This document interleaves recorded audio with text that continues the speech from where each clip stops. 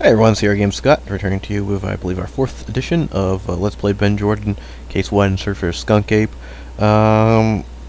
Probably we're on a weekly posting schedule for these. I'm not 100% sure as I am creating the video. I'm actually doing this one also the day after Thanksgiving. Like I said, I want to spread it out through Christmas Eve. So, I'm doing 15-minute segments, and this is a pretty short game, as I mentioned. We're about halfway through the game, and I don't know how many actual videos we will have, so it probably is going to be a once-a-week schedule. Apologize for that for those of you who like a little bit more regular posting, but that's just the way it's going to be. Let's continue on with the game. So we did pretty much everything with the Visitor Center, as I mentioned last time. The one thing we can do, however, is we can take this sign. So we've already stolen from the Visitor Center, why not steal from the environmentalist activists? You quickly take the sign. Okay. And that pretty much brings an end to our the usefulness of this visitor center area. Let's take a look at the map. You open up the brochure and look at the map. And where haven't we been yet? We have not been to the forest. So this is the forest, and an enormous tree has been uprooted and overturned. You wonder if this was caused naturally, or if it was the skunk apes doing. Grass. A few blades of grass are growing out of the ground around here. Or here. Tree. A large tree stands here, casting a shadow over the rest of the area. You notice a few holes in the tree bark, where there is some dried sap. Interesting. Can you look at the sap itself? No. Grass. Okay, well, let's just go into the forest, shall we? No, I guess they don't want us to go into the forest quite yet, because we do need the amulet. So, is there anything we can do to the tree? You see nothing of interest around the overturned tree. Anything in the grass? You have no use for grass.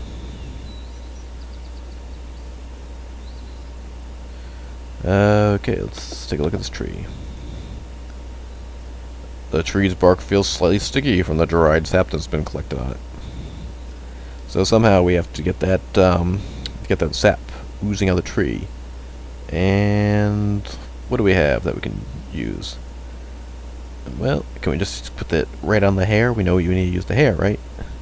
Step on the tree is dry. You can't get the stick in the hair. All right. Well, how about this?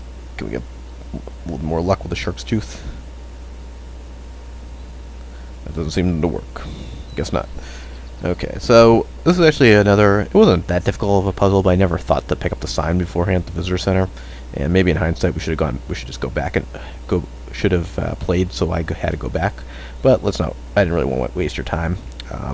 What you have to do is you have to use the sign, the picket sign, and that is how we can get the sap. It's not just a sign. Feeling no remorse, you viciously stab the tree with the pointed end of the picket sign. Right, you're using the stake of the sign actually, and that will let you get the sap. If the environmentalist saw what you were using his sign for, he'd kill you. I guess it's somewhat ironic that you are injuring a tree with the very sign that was being used to protest the destruction of a tree. Though I wonder what the stake is made out of, if not wood. Anyway, let's get that sap on the hair. Being careful not to get any of on your hands. You soak the hair in the sap. I don't know how you could do that. It seems kind of hard to avoid, but yeah, you don't like that stuff on your hands. It's pretty disgusting. They do not go together, but these items do. You managed to weave the sticky hair into a necklace and attach it to a shark tooth. That is pretty impressive, I have to say. I don't think that would be a very easy feat to combine tree sap, hair, and shark's tooth to create a necklace. But Ben Jordan is, he must have learned that as his international relations curriculum or something. I was an econ major, so I guess I did not learn the same techniques in school. Alright. Let's move along. Man, we're plugging through this pretty well. I don't think this will be the last video. I think that'd be pretty ambitious, but may only be one more video after this. We will have to see. Probably at least two, especially though they are kind of long. I don't think I mentioned to you to go to the ranger station, but I don't know if I mentioned to you, but somewhere along the line, YouTube actually allowed you to post longer than 10-minute videos. When I first started this, 10 minutes was the theoretical maximum. I think they gave you a grace period to go to 11. but that was as high as large as you could go, or long as you could go. There's also a limit, I think only 1 gig limit, which was a huge deal for me, on the size of the videos that you could post. But now you can actually, you could go at one point to 15 minutes. I think if you have a reputation for not stealing copyrighted material or posting copyrighted material, I guess LPs are okay. They give you pretty much unlimited time to post, so I could post an hour-long video if I so desired. Though that would take quite a while to upload and probably not be the most conducive for watching LPs. I think even if you like long LPs, you need some breaks in between. So 15 minutes seems about good for me. If I go a little longer, not a problem. All right, back to the visitor center after that interlude. And we got our buddy Rick here with the terrible music playing. Nice weather we're having. Is it? I haven't been outside much today, I'm afraid. Sorry if my voices or the accents and such I'm using for the characters aren't 100% consistent. Like I said, I am not a voice actor. I'm trying, though. Alright, well, let's see if we can query our buddy. Can I ask you about some stuff? Sure. What's up? Okay, I'm going now. Take it easy. Yeah, if there's nothing else to ask the person, he'll just kind of go through his introduction, and then he'll say, the person responding will say, "What do you want to ask me?" And then Jordan will essentially close the conversation. So that's how it works in here if there's nothing else to say. But it's kind of neat, doesn't waste your time, but it is kind of hard to get dialogue if you have already missed it and like to see it again. But we do have the amulet, so we don't really need to talk to him. Let's give it to Ranger Rick. Oh, we haven't gotten the amulet blessed yet. So we do have to go back to the visitor center. I was mistaken, as is often the case, or many times the case. You open the brochure and look at the map. Back to the visitor center. Those guys are still going at it.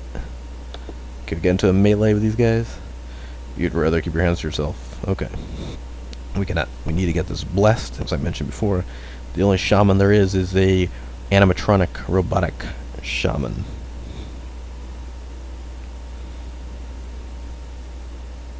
Of all the things they could add to the visitor center, why would they have a shaman of an Indian? I don't know. Okay. Let's give the amulet to the shaman. You place the amulet in the robot's hand. And then I believe we need to use quarter. Hopefully the machine works. With the amulet on the robot, you insert the quarter and hope this does the trick. Hello. Welcome to Everglades National Park. I am Sharpened Sawgrass, the shaman. For your generous donation, I will now give you good fortune by performing the blessing dance.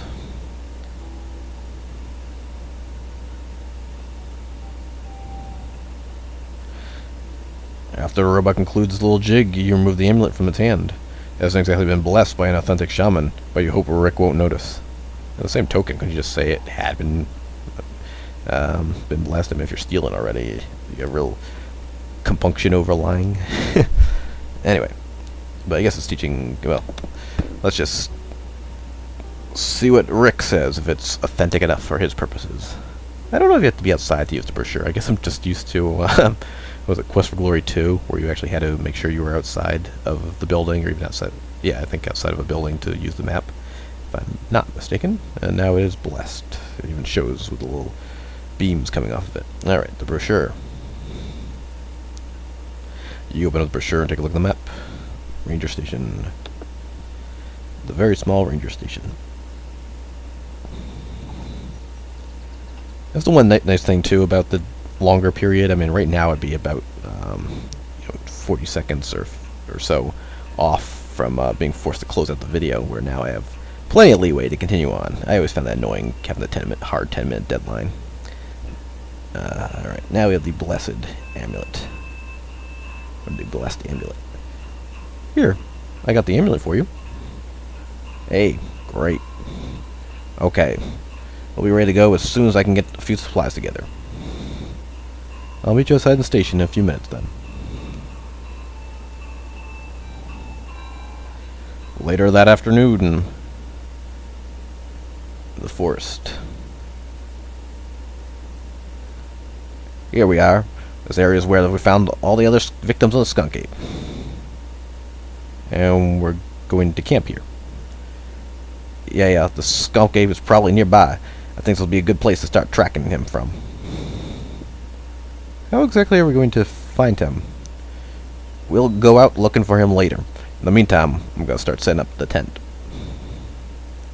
You can look around if you want, but be careful, you don't get lost. It may not be easy, it may seem like it, but it's really easy to lose your way out there. In fact, here, take my compass. It should come in handy. Thanks, I guess. Alright, so we have to go out and do some exploring. Now, pardon me, the screen changes so it shows Ranger Rick out there setting up the tent. The tent is in the process of being assembled. It's a log. It looks like it's been here for a while. It's a stump. Looks like it's been here used as a seat before.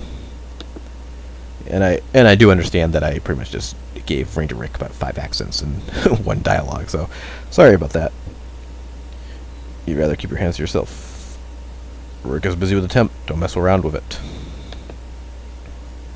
Can't talk to Rick. He's busy setting up the camp. You can talk to him later.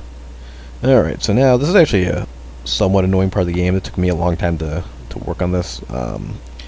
Just because it's a little tedious. Hopefully it won't be too problematic from the standpoint of... This is actually one of the areas I'll save it, just because you don't really need to. It'll reset it for you, but just in case we can expedite the process at all. Okay. So, we need to... I believe we need actually one more thing before we move along. Oh, this is why it was annoying. See this over here? That is not part of the log. It is probably intentional to make it a little harder. But yes, Ranger Rick has a maroonish, reddish backpack that blends in quite well a log. And to me, if you just kind of look at it briefly, it looks, oh, it's just the end of the log, right? Well, it's actually an entirely different unit. It is a backpack, which I did not see first time I played for a long time. Rick brought along his backpack, presumably where he's keeping his supplies.